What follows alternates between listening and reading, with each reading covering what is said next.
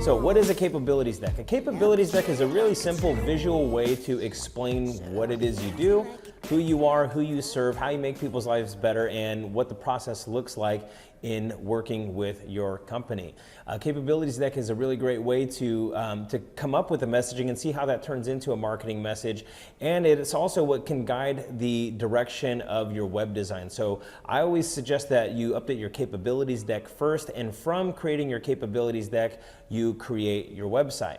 One of the other benefits of having a capabilities deck is you're going to have something on hand whenever somebody asks what it is you do. Like, hey, can you send me some information about your company? Rather than just sending them your website or giving them a brochure, you have a thorough explanation of who you are, what your agency does, how you make people's lives better, and how they could take advantage of it. So you have something quick and easy that you could send them.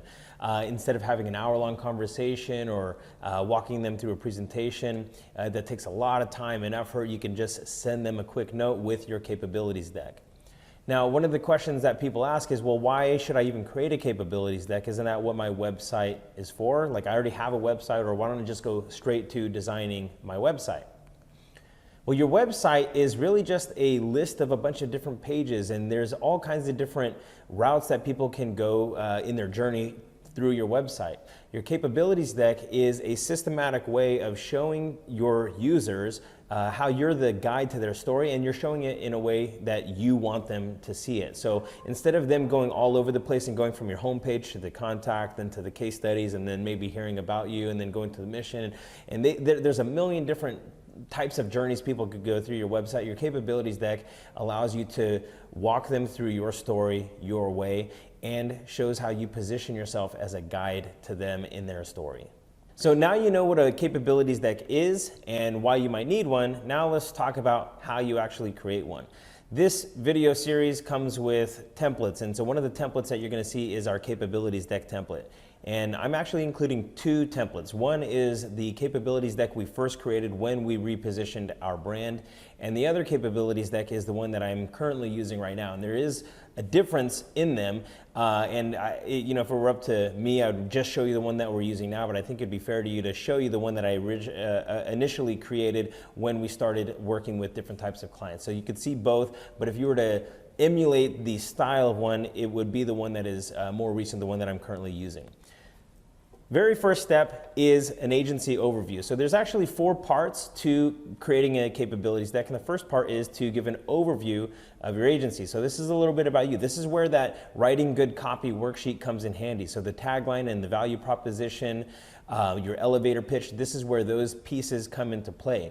The key here is to try to say everything that needs to be said and nothing more. A lot of people try to go on and on about their company, about their history, about everything. Nobody's going to care and nobody's going to read it. So when you give your agency overview, try to be as brief as possible. Here are a couple of tips.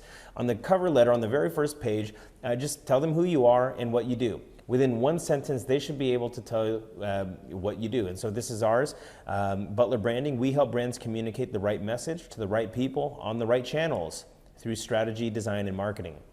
So this is what we do and how we do it, all within one sentence. I suggest you do something just as brief so that people aren't left guessing what it is you actually do. Now the next pages are just kind of an unfolding of what that looks like.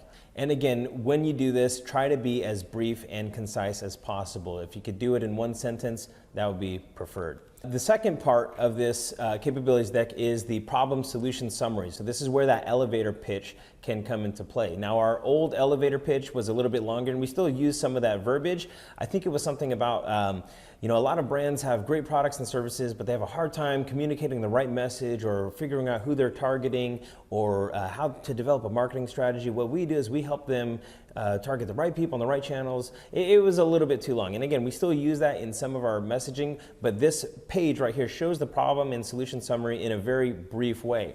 It says, as a multidisciplinary agency, we love to help brands present themselves in the best light with beautiful designs and effective marketing.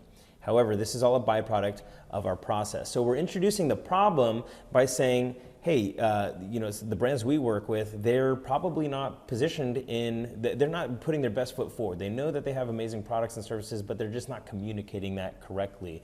And how do we do that? Well, we do that through beautiful designs and effective marketing. And then what I'm doing on this last sentence is introducing what the next step is going to be, which is telling them that this is a byproduct of our process. Couple tips on this is don't string out your description of the potential client's problem. So again, this is the mistake that I think we made in our first capabilities deck, was we were a little bit too long. Hopefully people were reading it and it did work for us, but I thought there was a way that we could shorten it. And that's kind of what I'm always trying to do in my business, is see how much we can scale back. Try to do say as much as we possibly have to and nothing more.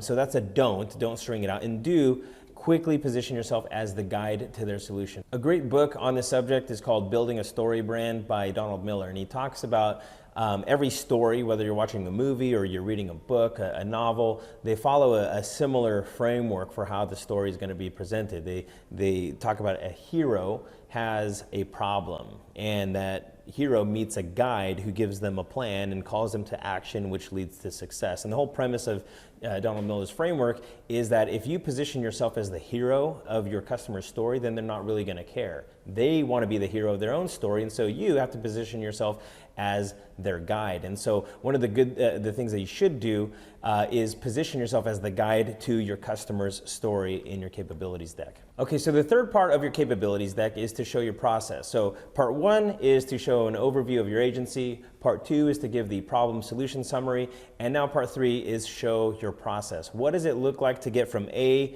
to B, or to get from their before stage to their after stage in working with you? You know, when you show your process, a quick tip is you don't want to make it 50 steps to working with us. You want to give your clients or your potential clients a clear vision of what it's going to look like when they work with you and why it's unique. But people can really only retain about 3 to maybe 5 steps. So you want to try to keep it as brief as possible. Another thing is this is your chance to show specifics and show everything that you do. So for us, our process is we have a 3-step process. We show people that we first start with strategy, then we do brand identity, and then we do continued marketing. And so the strategy, that we could flesh that out and explain what strategy is and what that means. Then brand identity, that not only includes your logo and your photography and your messaging, but also your web design and maybe videography. And then marketing, this is where we get people's information out there. So this is a clear 3-step process that it looks like working with us. You're going to have to define what your process looks like working with you. All right, and the last section of creating your capabilities deck is your case studies. This is probably the most important part. So if you're tracking along, step 1 or section 1 of your capabilities deck is to give an agency overview, so a brief statement about your company. Step 2 is the problem solution summary. That's really like your elevator pitch.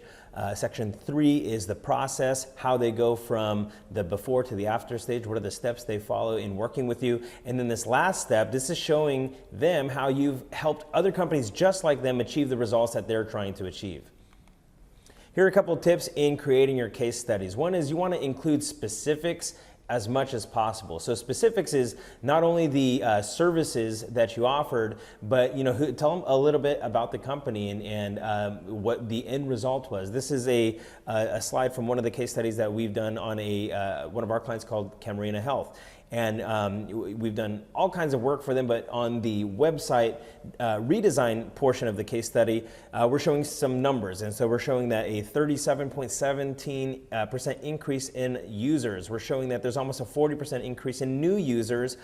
There's a 51% increase in sessions, 10% increase in pages per session, and 24% increase in session duration. Now that's a lot of Greek. Actually, the next page of that case study says, in layman's terms, more people are going to the website, more new people are going to the website, more people are going to the website more often, they're staying on the website longer than they were before, and they're visiting more pages. So we're including very specific wins for this particular client. So in creating your case studies, and this is really going to be carried out through your entire capabilities deck, I want to give you some overall design tips. One is keep it simple. You don't want to confuse people, so the rule of thumb is I try to speak to my clients as if I'm speaking to a 5th grader, or as if I'm trying to explain what it is I do to my mom, right? Try to keep it as simple as possible so that anybody can understand it. The second thing is use big type and few words. So this is a graphic design tool. Is you're guiding people's vision, how they're going to look at whatever it is you're presenting. So use big type for your headers and use as little words as you possibly can. Third part is you want to make it visually stunning. So include graphics as much as you could possibly include, including try to take all the guesswork out. You want them to see a clear picture of what it is that you're actually producing for people. And then you want to maintain brand consistency. So make sure that no matter what page of your capabilities deck that they're looking at, they could tell that it's coming from your brand. Okay, so some next steps. As an overview, your capabilities deck, what is it? It's a simple way to explain what it is you do, how you're the guide in your user's story, and how you can benefit their lives and how they can take advantage of it. It saves you time and energy. It's something easy that you have on hand that you can send out whenever somebody asks what you do. You're also going to use this same information to redesign your website, and this is going to help you figure out the content and the messaging on your website. And this helps you, it's a systematic way to help you figure out how you're going to structure your story. And part of your capabilities deck is really split up into 4 sections. One is your agency overview. Section 2 is the problem solution summary. Section 3 is the process. And section 4 is your case studies. And obviously you want to have a call to action. And you can see how we've implemented that in our capabilities deck, both when we first rebranded as well as the one that we're currently using. So homework for you now is to do your capabilities deck. Love to hear back from you guys. If you have any questions, send them to Sean@butlerbranding.com.